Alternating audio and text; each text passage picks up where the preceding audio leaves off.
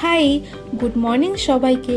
তো সেদিনকে আমি সকালে বকখালির উদ্দেশ্যে রওনা দিয়েছিলাম। তো চলো তোমাদের যেতে যেতে পুরোটা শেয়ার করছি।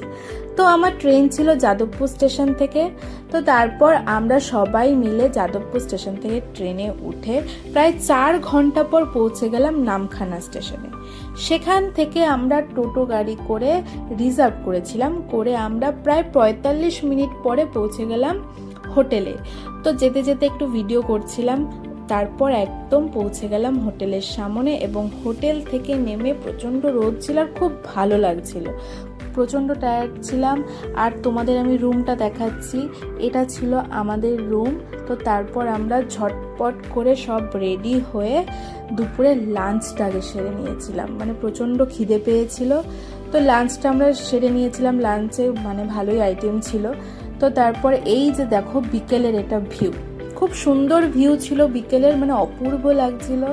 তো তারপর মনে হলো যে একটু বাচ্চাদের সঙ্গে খেলাধুলো করি, খুব মজা হচ্ছিল। এই দেখো বাচ্চাদের সঙ্গে খেলাধুলো করছি, মানে ভীষণ মজা হচ্ছিল, এতদিন পর বাচ্চাদের সঙ্গে খেলছে। তো তারপর আমরা সন্ধে হয়ে গেছিলো, তারপর সি বিচে চলে গিয়েছিলাম। পরবর্তী ভিডিওগুলো তোমাদের সাথে শেয়ার করব, শুধু লাইক কমেন্ট